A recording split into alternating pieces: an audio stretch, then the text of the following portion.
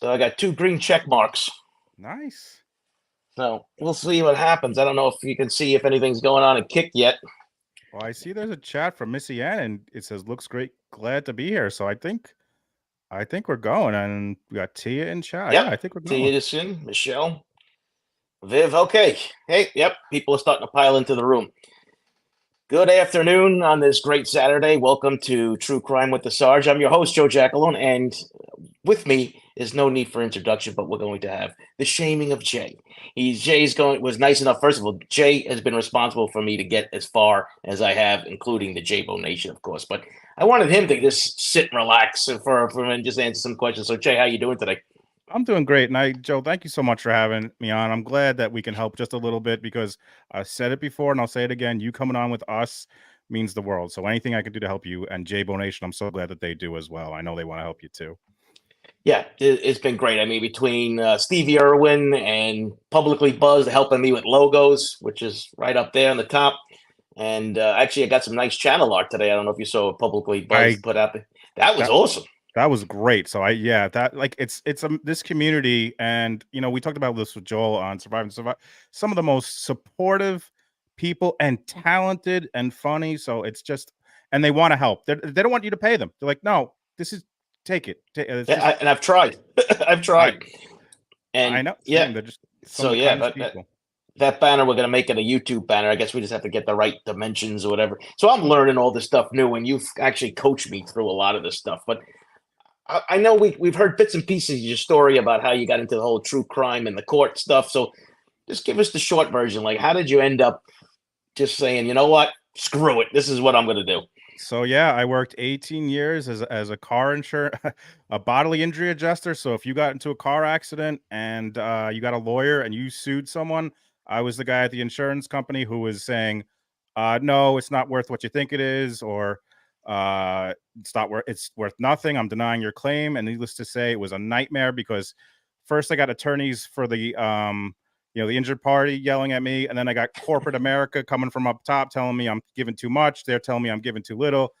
So it was a nightmare, and I'm just lucky. Shannon, my wife, is just the most supportive person in the world, and we just talked to each other and said, I can't do this anymore. This is a nightmare. And I was gonna quit, and the plan was to do reselling because on the side I would resell stuff. I go to garage sales and resell things, and I'm like, I'm just gonna try to do this full time. I'm gonna take money from my 401k to pay for the mortgage and insurance because let me tell you, when you don't have a job and you try to get insurance, it's a lot of money, health insurance for 5 people. But Yeah. so I was like, I'm gonna take some money from my 401k, and this is what we're gonna do. I'm gonna resell stuff. And during that time, I was still at my job, and I quiet quit where I really wasn't paying attention to my job, and I started tweeting the Murdaugh trial, and that was the first. Shannon has been in true crime her whole life. That was the first thing she got me into. Started tweeting and just kind of commenting every day. I was live, and it was like a month-long trial, maybe longer. And every day I was tweeting and just commenting on what was happening. And what came out of that is what is now JayBoNation, is just a bunch of people who have been so amazingly supportive, who liked my tweets, retweeted them. Ultimately, it got in the eyes of Mandy Matney, who did the podcast that kind of broke a lot of the Murdaugh news. She retweeted me. She had 80,000 followers on Twitter, and all of a sudden, I got a bunch of. I went from 300 followers on Twitter, tweeting like about the Mets and how they suck and etc., to Don't like get me five. started. Exactly. I know, Joe.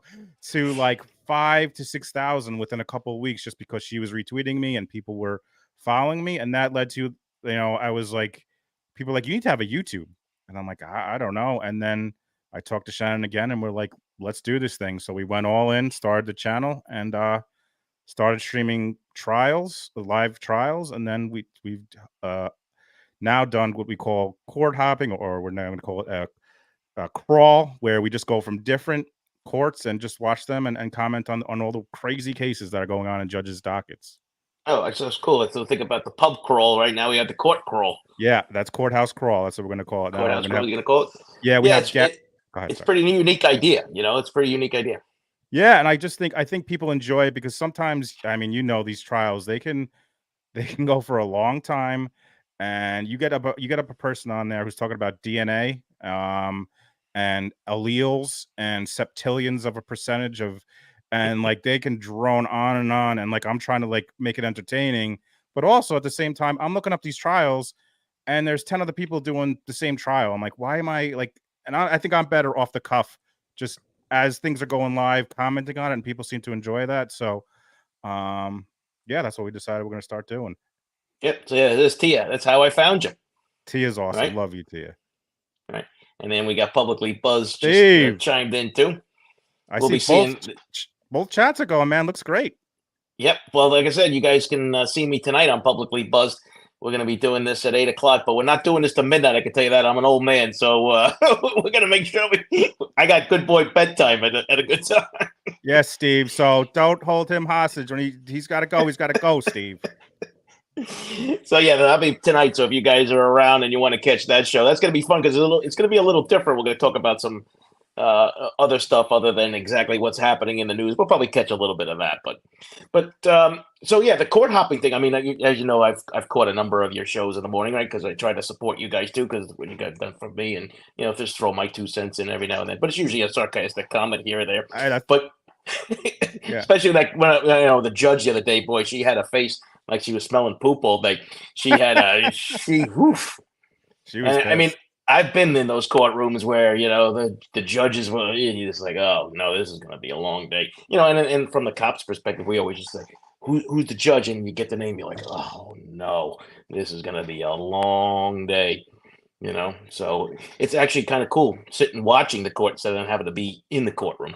Right. But and we love your comments. And that's another thing about this group. And I'm sure you've noticed in your chats when you have streams, some of the funniest people, and like they all have different backgrounds, giving just like you're in there giving your background, but some other folks are court reporters, paralegals, other attorneys, and it's so interesting to have everyone give some input. And like it's the chat is one of the best parts of our show, I think.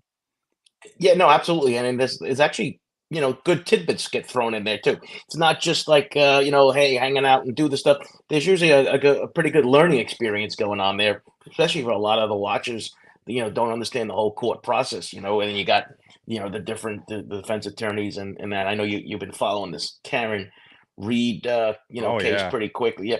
I haven't been really into the whole Karen Reed thing. Partly the reason is because I've been pulled in like 700 different directions for different things, and I can't, be up on everything. But I've been following that, and you guys have done a great job actually covering it.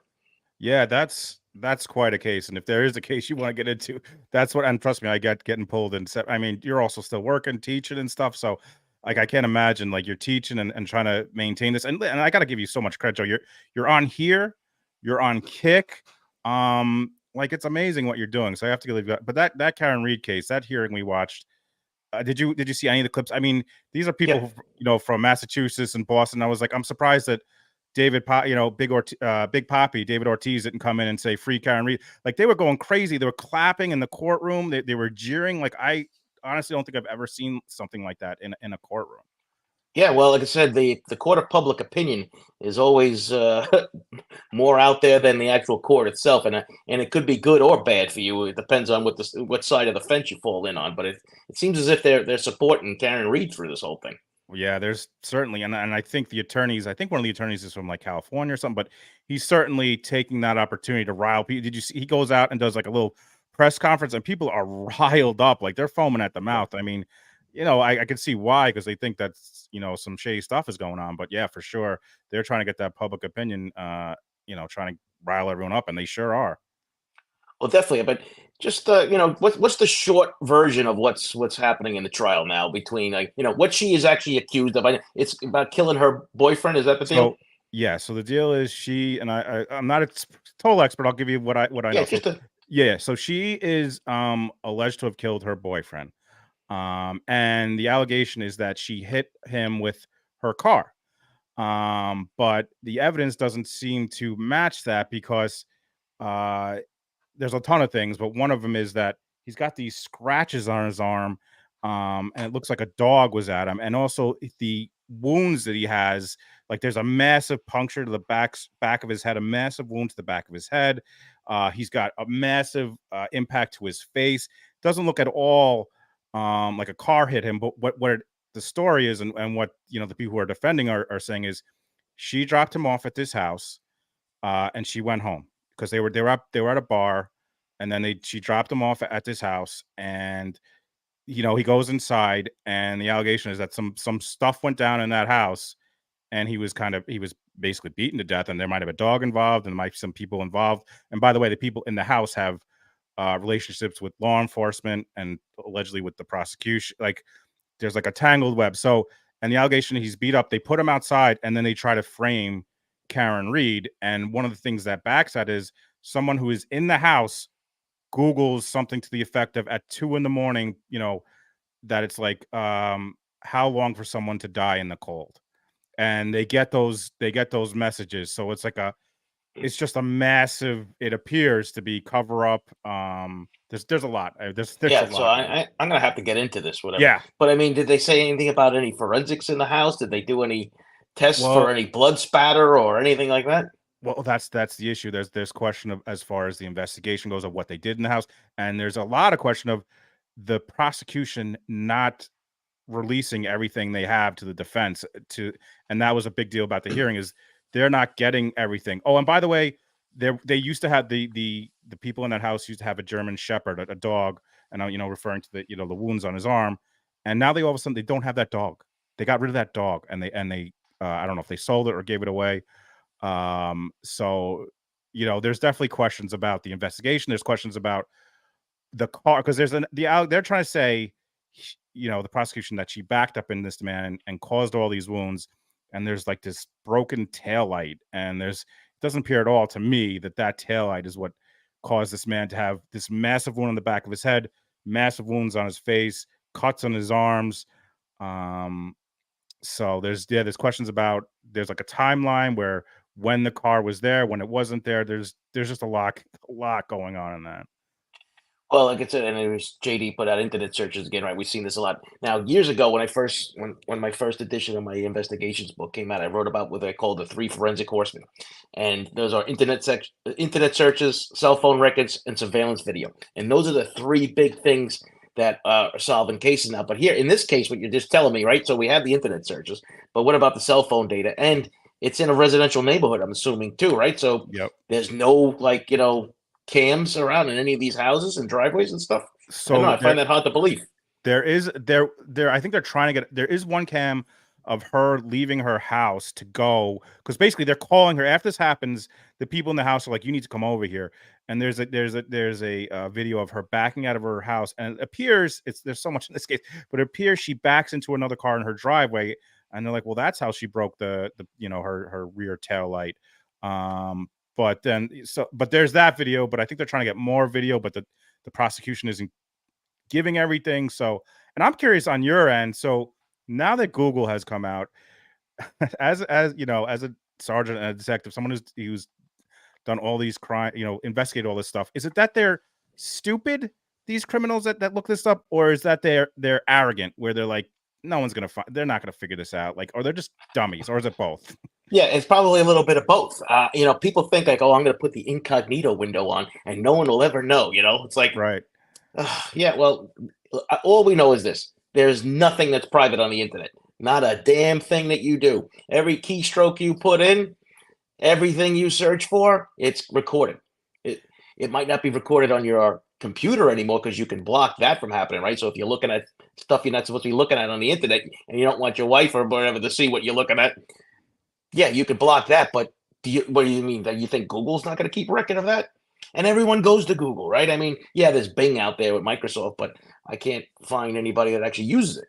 No. So yeah, so Google is the be all and end all, and that's one of the first subpoenas that you're going to drop. And like I said, if I'm investigating any of these cases, whether it's domestic violence or what have you, I'm just dropping the subpoena on it, just for this, shits and giggles, lack of a better adjective, because it's just it's just too valuable of information. Because, like you said, people just don't think, especially if they're in panic mode, right? They're not Right. thinking. And the interesting thing is, now is, in addition to that, almost all of us have an Apple Watch, and almost all of us have a phone. So not only, and this happened in the murder trial, and I think it's coming up in the retrial too, your steps. We can see how many Mhm. steps you were taking, and it was a huge deal in the murder trial because he did a lot of steps in a very short period of time, and he couldn't explain it. And to everyone else, is like, that's because this man is trying to cover up a crime. Like there's so many things. I mean, Google is a huge one, obviously, but like your biometrics, I feel like are like a new thing. And I don't know if you like, did that start when you were still invested? Like when you were still, No. were those a thing, or it's like a bit much Yeah, bigger now, right? it's huge now. I call this the snitch on your wrist. That's what I call this thing. Perfect. And yeah, actually, I kind of dubbed that phrase. I don't know. I probably maybe stole it from somebody else along the way, but that's what I call it, the snitch on your wrist. And it's actually helped out in a couple of homicide cases already. And also, what I'm finding out, speaking to medical examiners and stuff, and I should have asked Priya about this when I had her on, but because it's got all the health thing and your heartbeat and stuff like that, it might aid in the time of death. And that's also an important factor because one of the things when you have a suspect is you got to be able to prove that they were available to do it.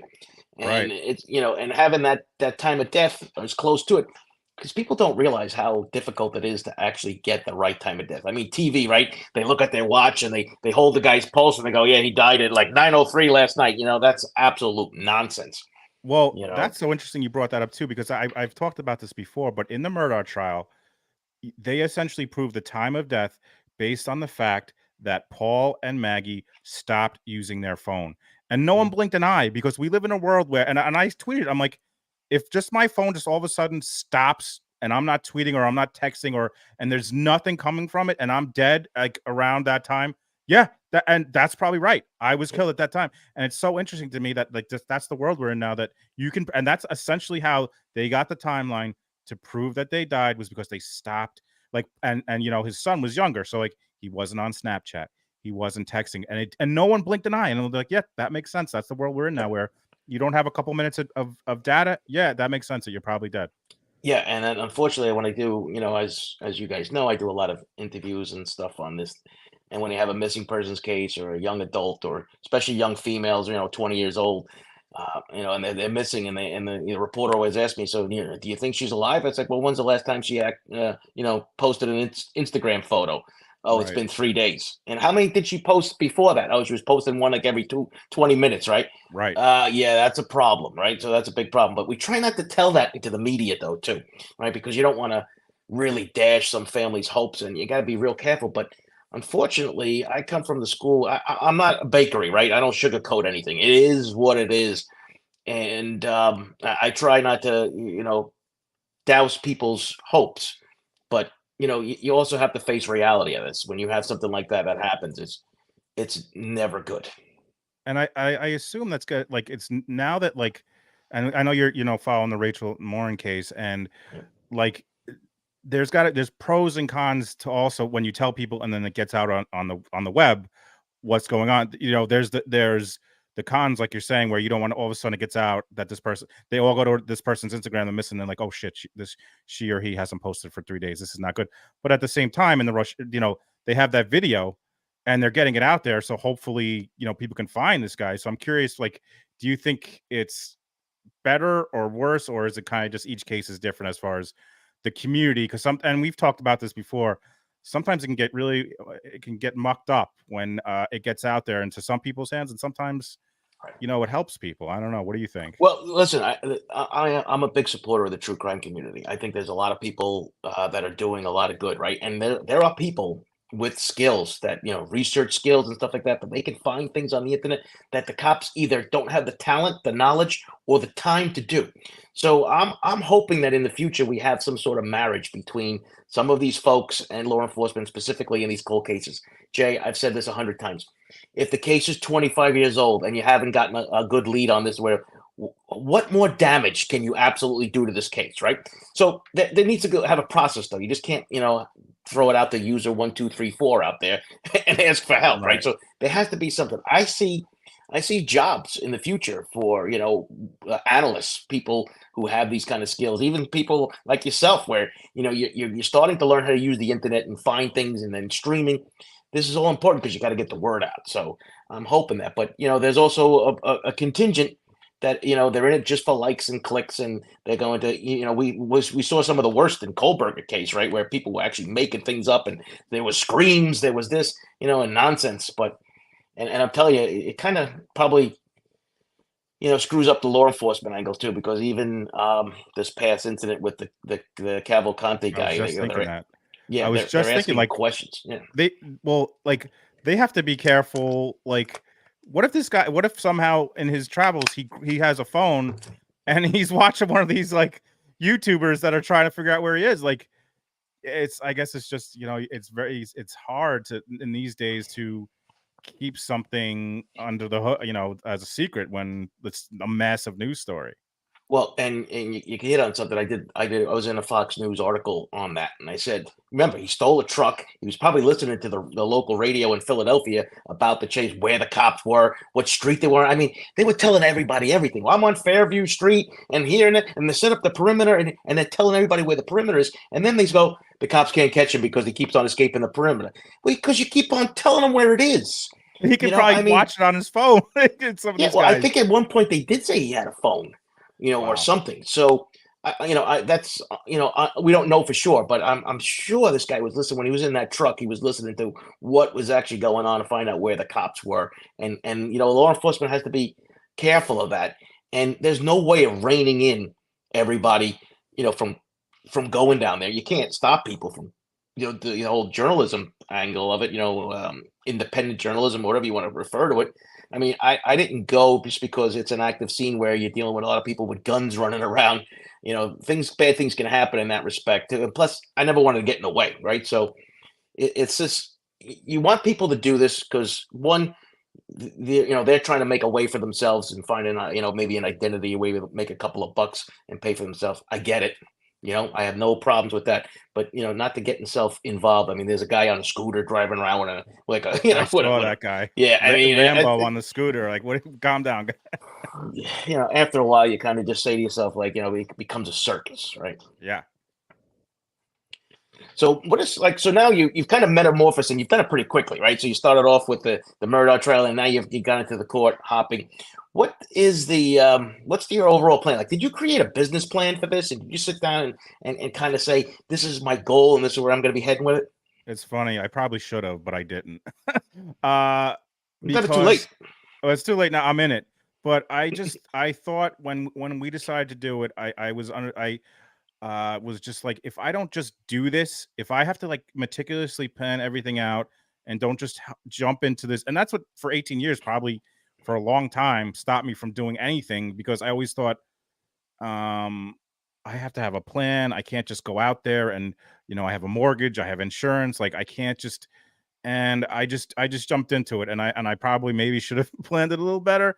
But I feel like if I didn't just jump into it, I never would have. And that's why, and I'll tell you what, one of the things that kind of made me do this is when COVID happened and they had this where you could take from your 401k a certain amount of money and there was no penalty.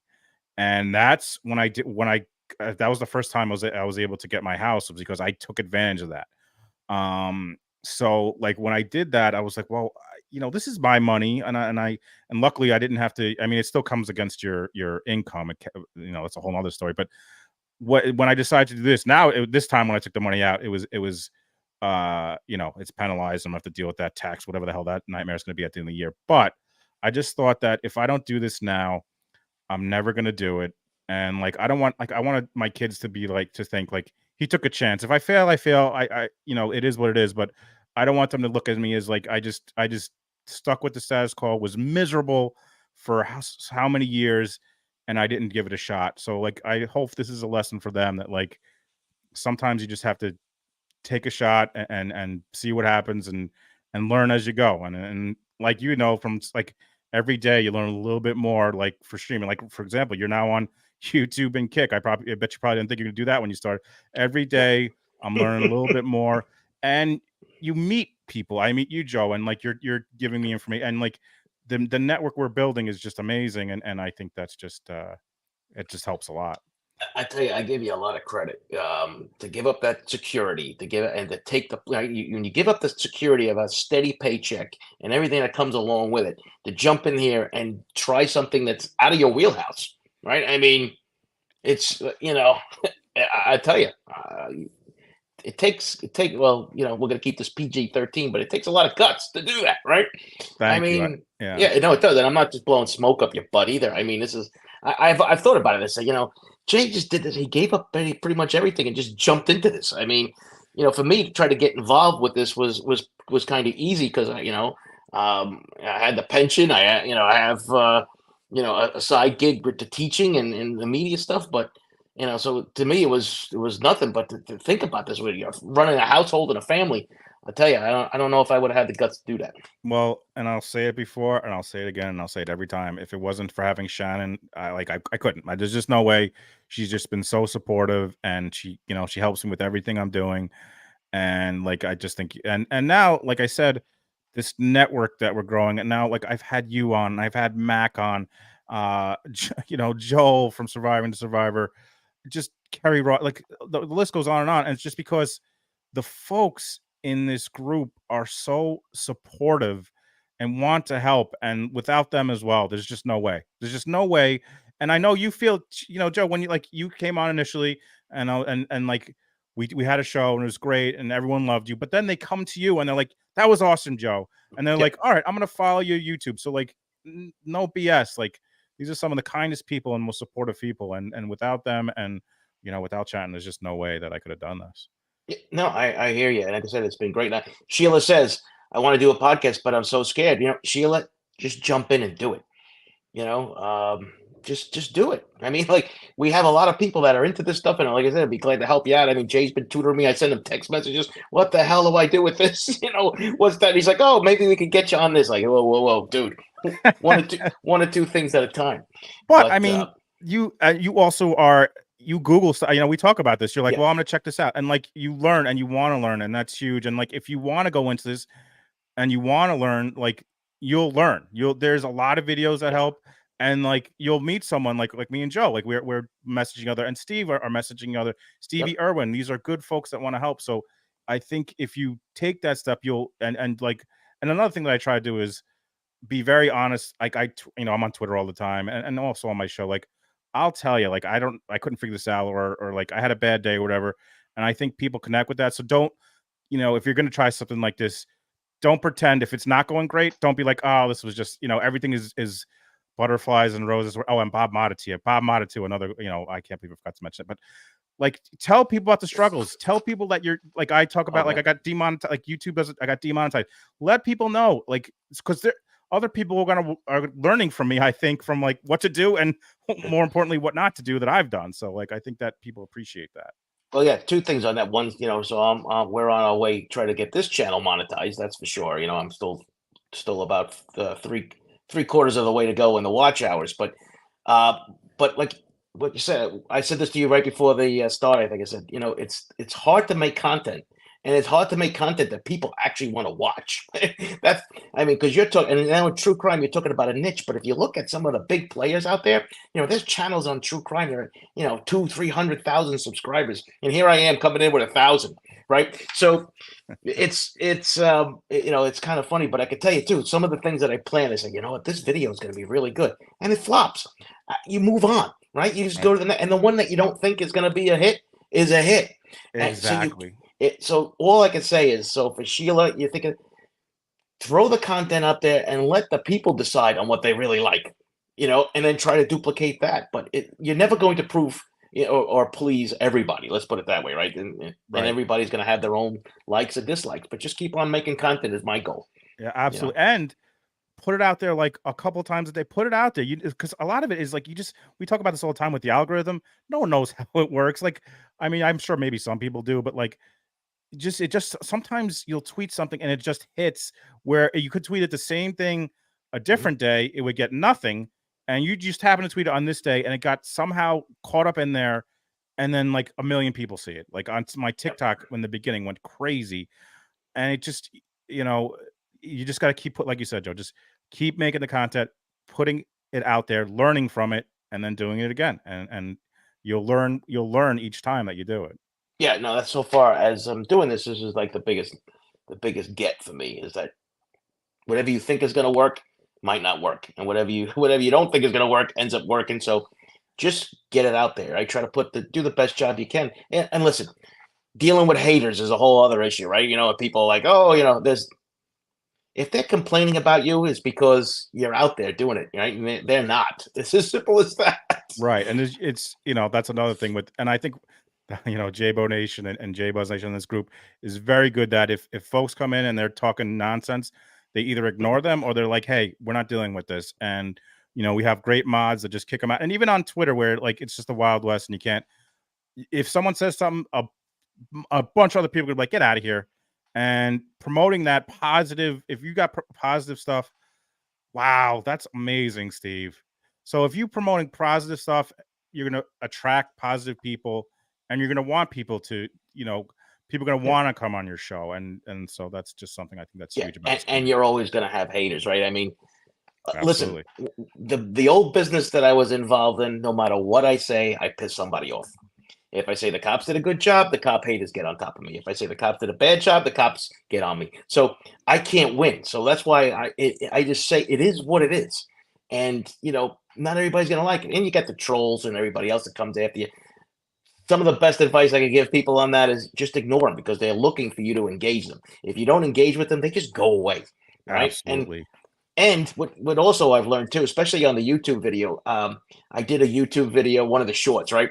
And this guy kept on trying to troll me, and I kept on getting involved in the conversation with him, and he's trolling me. And then after about the 20th time going back and forth, I said, "You do know that the algorithm loves this stuff, right?" Yes, And Joe. and that was the last message he ever sent me. So, yes. Trolls are fans, right?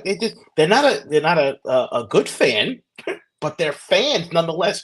That helps you. So if you're into something controversial, like talking about true crime, like the Karen Reed thing, there might be somebody that jumps on it, totally disagrees what you say. That's what you want. First of all, you want a good open forum, and you want to hear different things. And and if people get nasty, whatever, let them. Who cares? The more that they talk stuff, the better off your video does. Joe, you are preaching to the choir. That's brilliant because I do the same thing. And what I do is I play dumb. They'll be like, "This is a dumb video," and I'll just say, "Why?" And they'll be like, "Well, you did this and this and this," and I'm like, "Well, why is that?" And like you said, they keep going. And then when they're finally super mad, you go, "Well, thank you so much. This just boosted me." I've done the same thing, Joe. I'm Yeah. like, I appreciate your comments because now this video is going to get more views because you are talking to me. So thank you so much. And it makes them so mad, and then they go away because they're They like, "Oh, I stop, just got because they punked." realize it. They're like, "Oh, I just did," especially if they hate the cops, right? That's I love when the people hate the cops. You get into this conversation. I'm like, you just made this video go from here to here. Yep. Because the computer doesn't know that it's the same person doing this. They just say, "Wow, there's 25 comments on this video. Right. There's something going on here. Let's Exactly. throw it out there." You know what I get, Joe, a lot, and I just got this on with when I had Joe Waldman from the Surviving Survivor, and every now I get this, I'll get great interview or I like this, but I can't take the F word or like they just don't like that I curse, and which is fine. You Yeah. do content, and I'm learning that this is what I'm learning is do it for the people that like you. You're doing like I'm doing this for like I'm not going to change who I am. If you don't want a channel that has someone that doesn't curse, that's fine. Go to another channel. Like you don't have to watch me, but the people that do like me are here, and like I'm doing this for them. But that's one of the ones I always get is too much of the F word.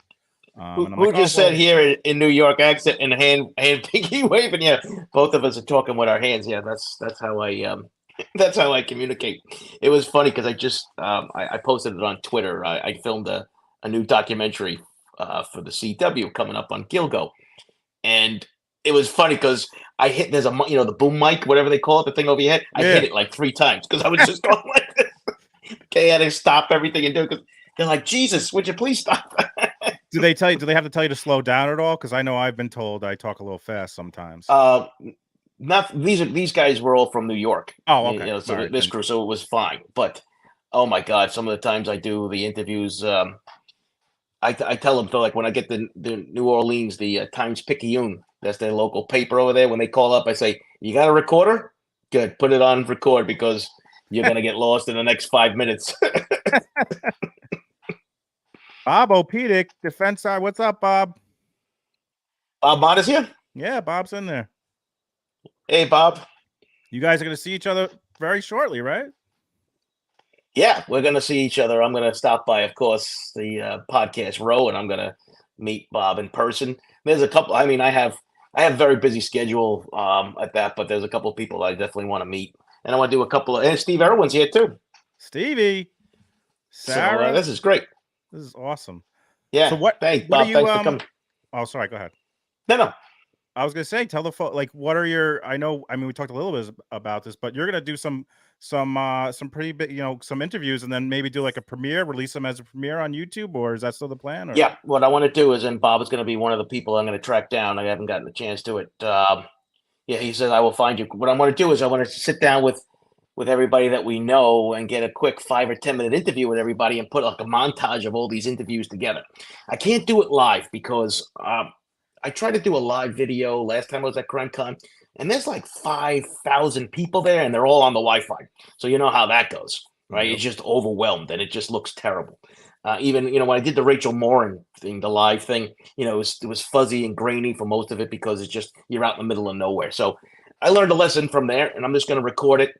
I bought a little mic system that's 2 wireless mics that I can put it right in my iPhone and give one mic to the guest and one mic to myself. And I want to just 5 minutes, 10 minutes, their thoughts on CrimeCon, what they expected, how that's going, what do you want to do, what's your plan, and then basically those 4 or 5 questions I'm going to get it from everybody, including Bob. So you better make 5 or 10 minutes for me, Bob. Well, And if you want to learn about Karen Reed and you want Bob to have an aneurysm, ask Bob about Karen Reed, because he's all over that and he'll tell you all about it. And by the way, I think I got the same thing on Amazon. Was it like something like $20 where it goes into the thing and it's 2 little mics that, yep. So everyone made fun of me because I got that for when I went to Rex Sherman's house, and I wasn't, when we went, we weren't planning on that press conference where they finally said, all right, everyone can leave, but district attorney said, so all these professionals have these massive mics, and then I have this little tiny mic, and then like everyone's I'm on the live stream, and I'm like, I have this little tiny mic, and everyone's like, look at that little mic. I'm like, well, it worked, folks. I got to get it overnight from Amazon. I wasn't planning this, but Yeah, well, size doesn't matter, right? In certain things, it got good sound. But some of these microphones, even, because I haven't fully explored to get a regular mic like you have, but I will. But I've been using the AirPods, which has been pretty good. But like everything else, I'm just still testing this out and going through the motions. I mean, this is only like I think my 4th or 3rd live interview, so we got a long way to go here. But I am researching the mics. I'm going to get one. Can I give you a little tip on the so I tried using those ones. So I'm like, this is a pretty funny story. So I tried using those, and I'm all day, so like and I have those and I'm using them as the mic.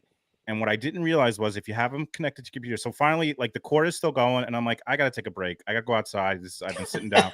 So what I don't realize is I have them in and I'm listening, and I get to the mailbox and I'm out of range.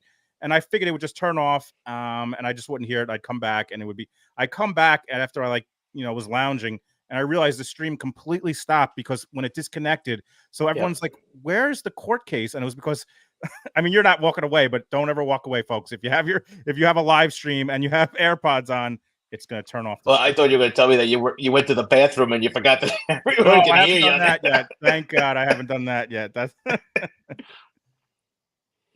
all right. There we go. Yep. And actually, Bob, too, I'm going to be in Indiana. I was asked to be a guest at the Cold Case Symposium at Purdue University. So I'll be out there near Chicago, and if I get there early enough, whatever, we'll look you up and we'll go meet for lunch or something. We'll take me to a good place for some pizza. That's a Chicago. So what's the next York, court though? case? What's the next court case that you're going to be looking at? Well, that's a good question. Well, Charlie Adelson is a case in October. That's huge. Sarah Boone. Are you familiar with the Sarah Boone case? I've heard of the name, but no. So this is a case. This is going to blow your mind, Joe. So it's in Florida, and we've watched the interrogation footage and we've watched the dash cam footage. And what happened in this case is she puts her boyfriend in a suitcase, zips it up, and he dies. And she comes, and the cops come, and she's like, listen, we had a few drinks and we played hide and seek. It's Joe. So then they get to and you'll like the interrogation video. You'll probably like, because these 2 cops are badasses, these 2 detectives, and they're like nailing her, like, what were you doing? And she's like, but it wasn't intentional. It wasn't like the entire times it wasn't intentional. And she was like, she thought she was walking out of there after she admitted that, like, so that's a crazy case. Oh, Shannon just put in there, we had Charlie Adelson, Courtney Clenny. So couple cases coming up in October that we're going to be. Oh, there's Shannon, right? So there you go. So actually, you have your own chief executive officer in town now. I do. Again, extremely. Oh, look, there's us, babe. There's our picture. Very, Look at that. very lucky. And she makes thumbnails. She makes Oh yeah.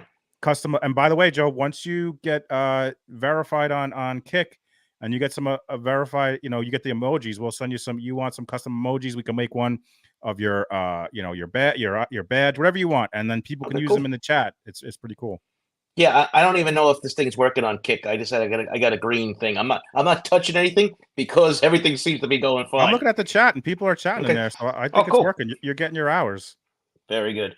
So yeah, now so I just tell you a quick story. I mean, cops remember dark humor is something that the cops always have, right? So anyway, I'm at a scene. There's a homicide, and there was we actually had a couple of these where the person was killed, stuffed in luggage, and left on the side of the road in the Bronx. So we went to there was an Applebee's. And we went in there, and because it was in direct like view from down the block, and we saw that they had the surveillance cameras. So they said, yeah. So they gave us the cameras. So these they drive up, and these two perps they pull this whole thing out of it, and they walk about 25 feet with this, and they drop it on the side of the road. So I come back, and the captain's there, and he's like, and he's like, Joe, what do you think? I'm like, that's a pretty good piece of luggage. I want to find out what the brand is because the handle didn't break. Now, they walk with this guy for like 25 feet, and the handle didn't break. That's And he just quality. looks at me.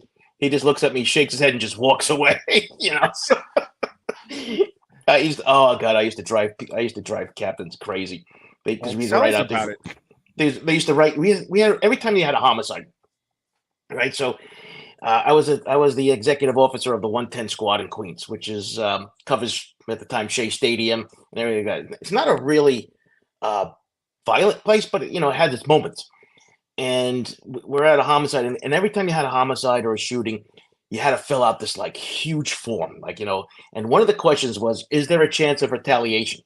And I used to write every time, most definitely, on every one of those things. And finally, when the chief finally grabs a hold of me at Comstat one day, he's like, "Would you stop writing, most definitely on there and tell me what the hell we're supposed to be doing?" I'm like, "Well, what do you want me to do about it? I'm not shooting people out in the street."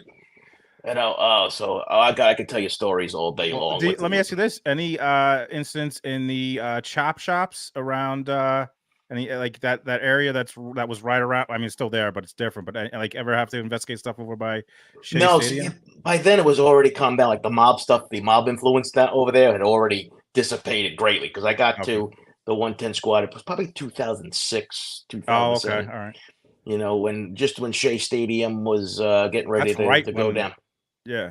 Yeah, it was going down, and it was actually I was there for that last weekend in Shea, so I Nice. got pictures. Yeah, I brought my dad and my brother and my niece, and we went down on the field. We took pictures at home plate. That's so cool. Not the last game. I think there was the second to last game in there because I had somebody that was working the security detail working home plate. So he's That's like, "Get cool. here early," and we got out, and I got these great pictures at home plate. So that kind of stuff was pretty cool. That's when cops, would be able to do things like that. Now, if you probably did that at City Field, it probably looked like get you written up for something. Really? Well, if memory serves me correctly, and I don't know if you're on the show, they were going to make the playoffs that year, and they were playing the Marlins because I just remember they had this massive thing that they're setting up where Piazza and Seaver are going to walk out and they lose the playoffs in that last game, right? Is that to the Marlins? And it was the most deflating thing ever. And you're watching Piazza and Tom Seaver walk and everyone's like trying to be happy, but they're really sad because if it wasn't for that game, they would have made it to the playoffs. Typical Mets, right, Joe? I mean, just Oh my God, those are the Willie Randolph years. That's when you just want, when we drive home that night, you just wanted to drive off the right, right off the Grand Central Parkway into a tree because you just couldn't deal with it anymore. But do you have any? Let me ask you this. Well, I don't know if you have another question for me. Now I'm interviewing you, but that's okay. Jump in there. Just curious if you have any '86 memories. If you have any, Yeah, big well, I memories. was a kid. Let's see, I was probably like 86. I was 17, going on 18. Actually, because my birthday was right is in September, so it was right about that time. Anyway, I worked in a movie theater, right? So I was going to college. I was going to Nassau Community College, and I worked in a movie theater in Bethpage. And I remember, so it was Game 6, the big comeback game, and I was watching it um, at the theater, and nobody was coming into the theater, and the boss says, "You know what? Go home and watch the rest of the game." So I flew home. I got there, and then I watched that entire inning where the whole thing just like you're just sitting there Wow. like this can't be the Mets because this is not what happens to the Mets, Right. right? This is like it's like the 2 outs right away, and boom, here it is, right? It's over. I'm gonna die and never see this team win a World Series. And like I Did said, it's gonna be like Chicago Cub fans at the time, right? Because I mean, look how long it took some of them. Many of them did die without seeing in a World Series. yeah. But yeah, I got to see that, and of course, we watched the last game. But yeah, it's like a lot of different things that go on. But yeah, the Mets have been the bane of my existence. I yell at my brother every day because he's the one that got me. He's older than I am, and he got me involved in this stuff. And How here's the other dare he? little tidbit. Yeah, my parents never let us play with toy guns. We weren't allowed to have water guns, cap guns, nothing. And we both were in law enforcement afterwards. So, uh, and I said to my mother one day, I said, "Ma, I think your plan backfired." And she's like, "What do you mean?" I said, "You wouldn't let us have toy guns when we were kids. We weren't allowed to play with them. And here we are. Now we both have real guns." And she turns around and she says, "Well, are you robbing banks? No, then fine, then fine." But how silly things happen that way. So here, Viv asked, when was my birthday? It was the 9th. So it just passed. Mark. All right. Well, Viv, I know right now Viv has marked her calendar. She's also signing up for your class. Her son is in Brooklyn, and Viv will be in your class next semester. Very good. Yeah. So I've been at John Jay now. I think January will be 19 years. So I always tell my students the first day of class, like, listen, you're trying to get through this 4 years. I am on my 19th year. So if I could do 19 years in the school, you could do 4. Right. So let's Do get this thing.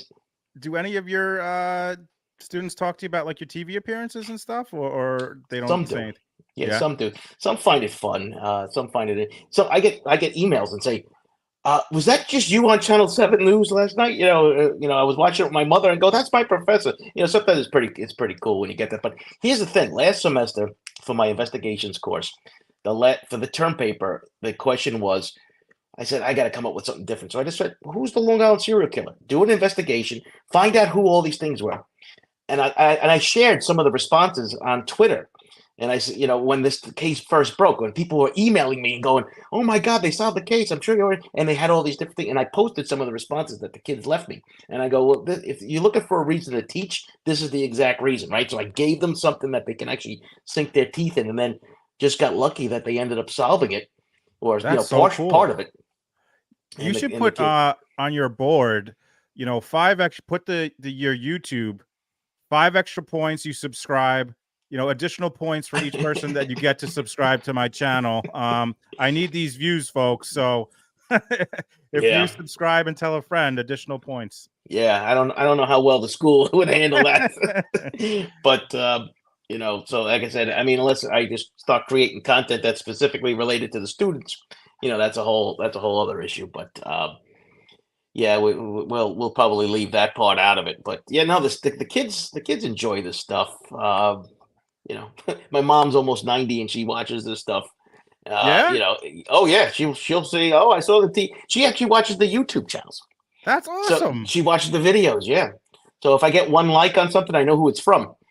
You know, That's great. So I'm curious, since you've started this, and I know you said this is like something you want to do for yourself, but I'm just curious, since you've started this, like, has there been any major surprises, like about like what you've had to do, or has it gone how you expected? Like, how has it been for you since you started doing this?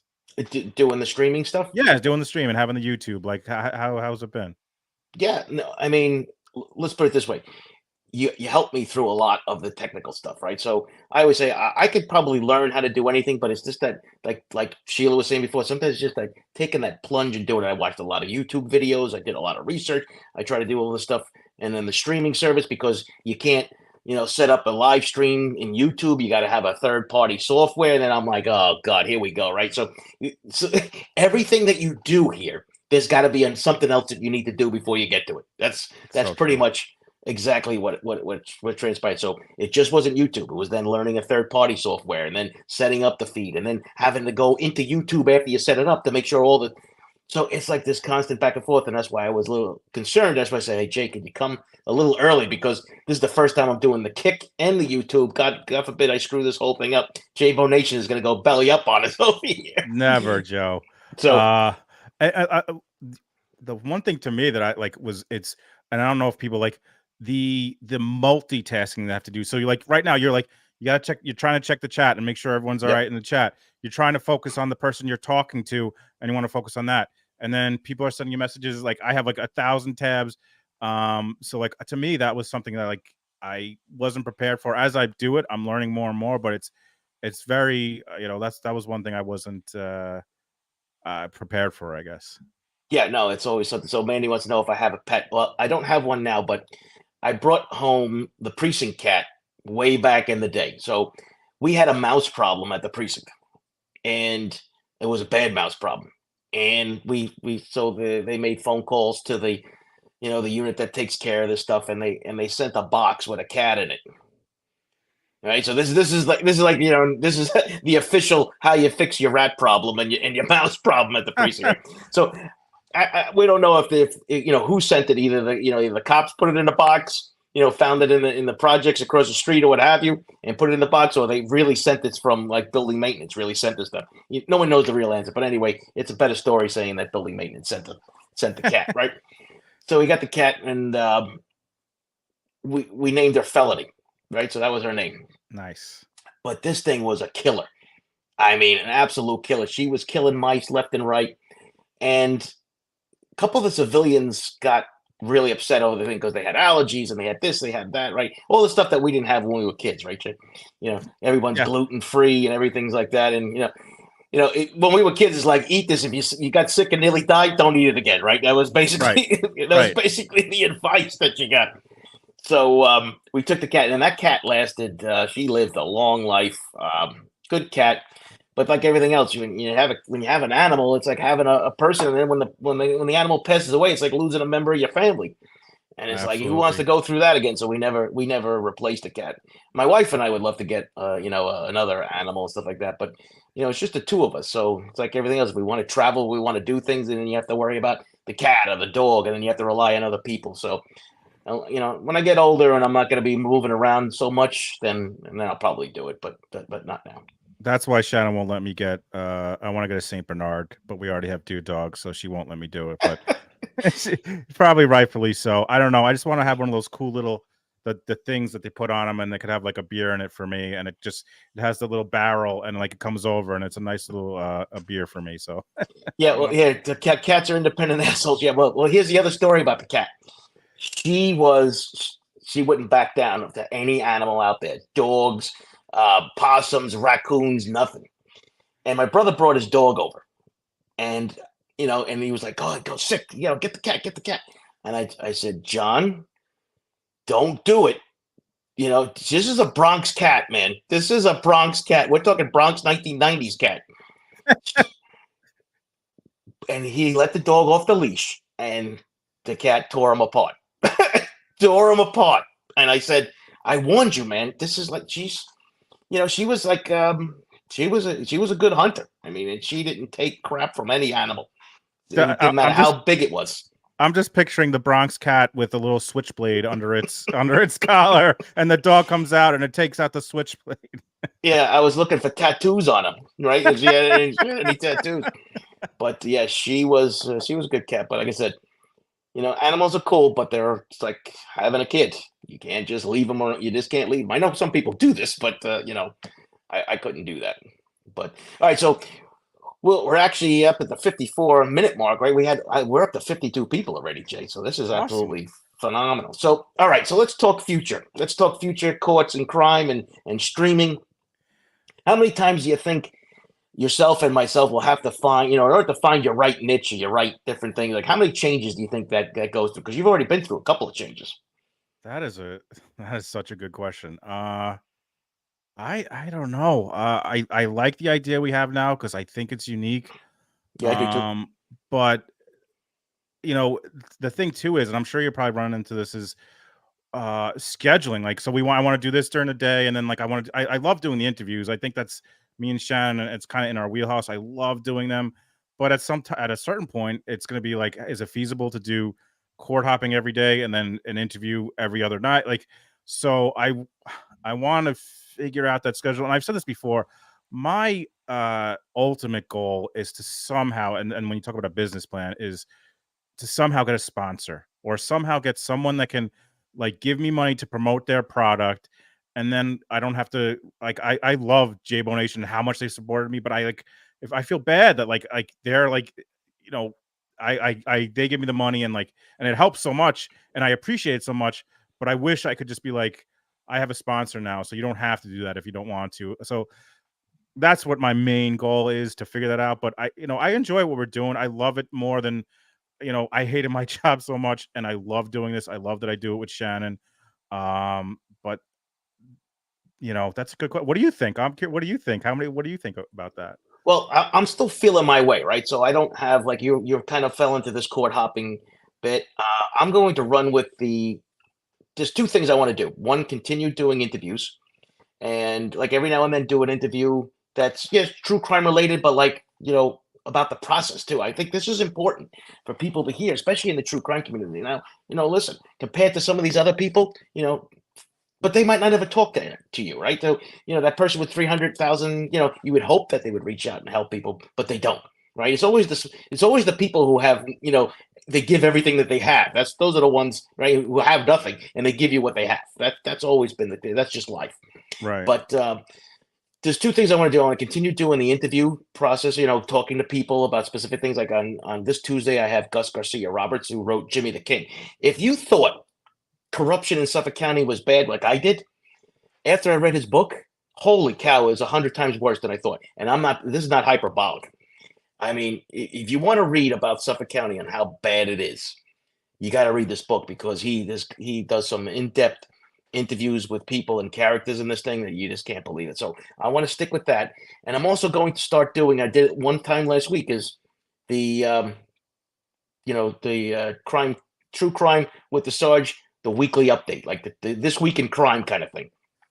And I'm going to do that one week and just kind of, for a half hour, summarize some of the biggest cases, go into the same thing that I do for the media. I want to start doing it for myself, right? So I mean, and it's already happened. That's the reason why I had actually reached out to Publicly Buzzed for and Stevie Irwin to help me with the logo, because I already got ripped off. They taken my videos from the Rachel Morin thing, because if you look, there wasn't one news agency really out there covering it. So here's my thing. Next thing you know, my thing's getting cut up all over the place, and I got zero credit for it. Not that, so, I mean, it's not monetized. I can't make any money, but give me a little buzz line, right? Yeah, right. Put my name on something so I can maybe help out my subscriber list or something. Right. So, go ahead. I'm sorry. No, not good. I was just gonna say, there's a reason that they have you on, Joe. Like, you give such good information, so why not do it for yourself? Like you said, like, all these shows want you on because you come from you have such experience, and like you tell it in a way that's real. And like you said, you're not sugarcoating it, and that's why people love you. So like, I think that makes sense, like why you would do it for yourself. But also I forgot to bring this up. Also, I want to say, like, I think something that we're doing that's nice is like, we have this little network where it's me, you, Steve, Mac, Bob, like, and I think when we can incorporate each other and do stuff like this and come on each other's shows, first of all, like you said, I can come on your show and I'm not worrying as much about like it's a little bit like I'm on the show, but it's a little bit of a break because you're running all this stuff. So I think all of us networking is like huge, and I think that's going to be, for the future of all of us, is going to help all of us. Yeah, I know Bob's still here. He's going to have to say yes when I ask him to come on my interview show. I mean, so that's, we're gonna squeeze every ounce out of everybody we can to try to get these things going, because we all benefit from it. Because exactly, me being on your show benefited greatly. I mean, it's just as simple as that. Because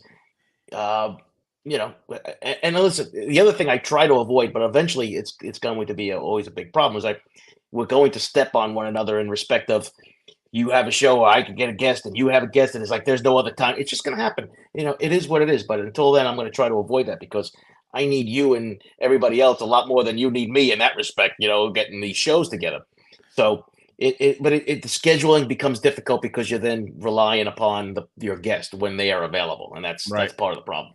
And that's probably something you're learning too. Like I'm trying to figure out how to like I mean, you have much more context than I do, but like getting in contact with people like the right way. Cause some people have a publicist, some people it's just Twitter, some people, email and just trying to learning the best ways but each of us has a network now where like I know Bob and like Bob's already like, I'm coming in there, he's coming on your, and like Shan says, he's a generous soul, but like, I just think it's great that this network and it's just, this community is, to me, can't be beat.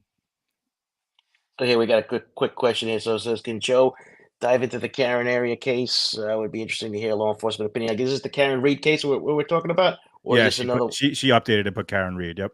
Okay, so Karen. Okay, there it is. Yep, Karen Reed. Yeah, no, Karen. So I got a little briefing from Jay. I'm gonna get into a little more of this because it sounds a little odd, right? And one of the things you have to learn, and this is actually probably a good lesson for everybody, is make your own determination based on what you think. Read as much as you can about it before you hear some of the talking heads on the news media talk about these things because they can kind of sway you, and try to now make you believe exactly what they're telling you is the truth.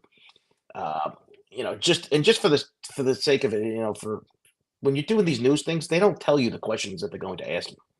Like these live things, they're live. You have no idea where they're coming at you. And if I have a news agency that says, "Oh, well, I'm going to send you 10 questions. We want you to answer them," I just send it back. No, So you don't want to I'm, know. I don't want to know the questions because you get the best answers from people. If the person really knows what they're talking about, you're going to get the best answers by just hitting them with, Right. and all totally off the cuff. And it's just at this point, I've done it too so many times that it gets to a point where I'm actually being a little stubborn with things. Like, the CW was actually kind of nice, but I was kind of playing hardball. They wanted me to travel somewhere. I'm like, no, you come to the school. That's where I'm coming into Manhattan. You want to do it there? This is my time frame. This is when I'm available. I'll get you a room, but I'm not traveling all over the city. Oh, could you?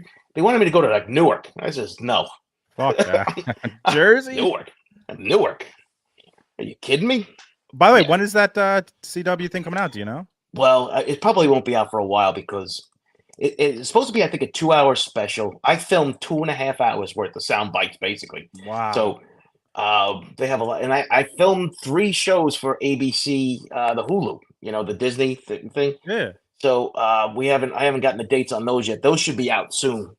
And so Brooklyn. So you said court. The court dates have. Actually, I just made court TV for the first time a couple of weeks ago, for the first time ever. So that was like one of the only Julie? kind of shit. Yeah, with Julie Grant. Yeah. Yeah. So I Awesome. did the show with her. But here's where was sometimes the day before someone had asked me if it was me on Court TV, and I wrote and I tagged Court TV. I said Court TV is the only TV program about true crime stuff that I've never been on. I was on the next day. So it goes to show you too. They read this stuff, right? So when you tag people, and I've learned in that too, and this is a good thing for you too, Jay, right? Or anybody else doing the streaming stuff.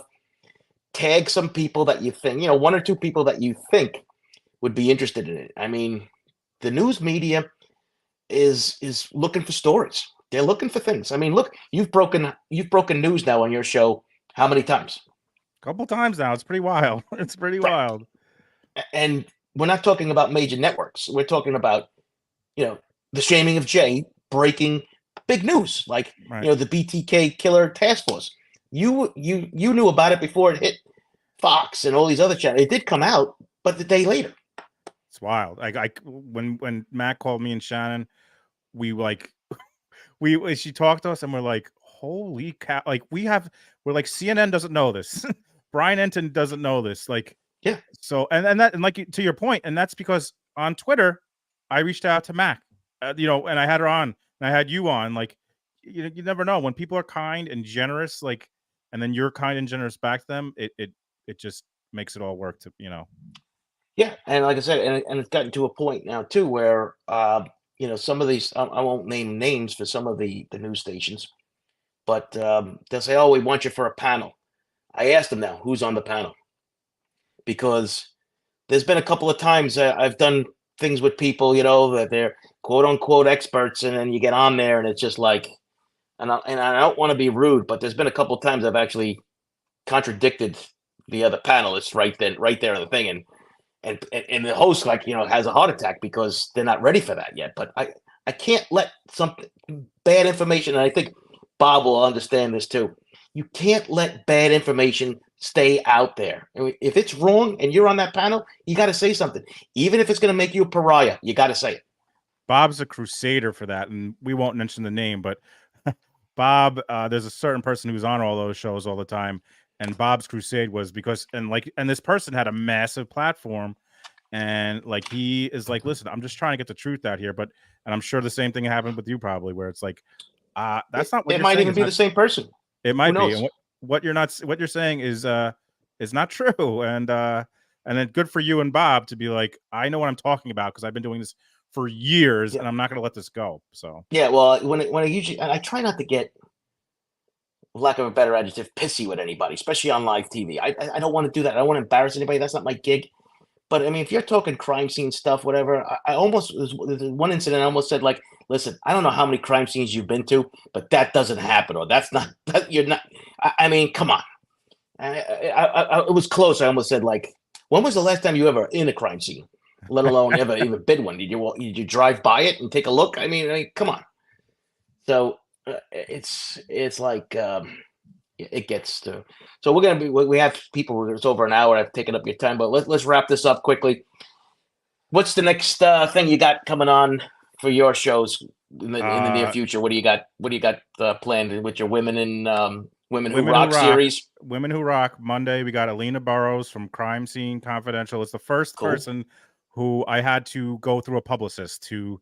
So, and like they've sent me talking points, things that I have to promote. So this is a new experience for me. So I'm really trying to hype it up. Then we have Elisa Statman that's coming on. Ali Mata, we got to get the date with Bob. She's going to be a Women Who Rock. So we're gonna get that date. And then at the end of the month, we're going to have Bob Mata and Karen Smith, the voice actors of our generation. They're going to be doing some voices, and it's going to be so phenomenal. So I can't wait to have Bob and Karen and Shannon. It's going to be a great show. So that one sounds like fun. So yeah, I told you we're gonna love Karen, right? Because I met Karen several years ago, but she is a pisser. And Elisa, she's another one. Tell you like it is. Right. Sorry. Lisa's her wife, by the way, for the folks who don't know. On Thursday that's coming on, she wrote a book about the Tates, and she also was directed Modern Family and was a second assistant director on A Few Good Men. So it's going to be phenomenal. And so Joe, when is the show on Tuesday? It's at 7 Eastern? It's at 7:00. Yeah, we got, this said, Gus Garcia Roberts, author of Jimmy the King, Murder and Reign of a Dirty Cop. I mean, it's if you can get this book and get it out of the library and just read a couple of chapters and then watch the show, because people are really going to be pissed off, because when you tie in James Burke and Gilgo Beach and all the stuff that was going on, and you're just shaking your head and going, like, how in the world did they let this happen? And he talks about the corruption that was happening in the 80s that led to Burke, how he got there. And then if we think it's all changed now, I think we're actually mistaken. It's gotten better. Great show. Better, but yeah, should be a lot of good. So listen, Jay, I want to appreciate, we had I think this might be a record, 56 people in one of my live streams, and we're doing Kick at the same time. So this is definitely a record. Well, so I wanted to thank you, and actually thank Shannon too for letting you have the extra hour with me and not her during this whole thing. Of course. And folks, don't forget, put it on repeat. Let's get Joe those watch hours. Let's get him to 3,000. Also on Kick, because it's a lot quicker. So, and I can't thank you enough, Joe. And I've said this before, and I'll say it again. For you to come on and do stuff with me, it means the world. So anything I could do for you, absolutely, and as well as JayBoNation. Yep, and just remember, tonight I will be on at 8:00 p.m. Eastern Daylight Savings Time with Publicly Buzz. Looking forward to that, because I think that might be a little bit of a raucous crowd. So that should be. Yeah, it should be interesting. Should be a lot of fun. Listen, everybody, thanks for tuning in. I appreciate it. JayBoNation and everybody else. I'm sorry, I'm still trying to work the comments and try to get these things, try to get them as many as I could. But Jay, thanks again for coming on. Thank you. This was a lot of fun, and we'll do this again in the future. I hope so. Absolutely. We're signing off, guys. Thank you very much. Have a great night. Have a good one, guys.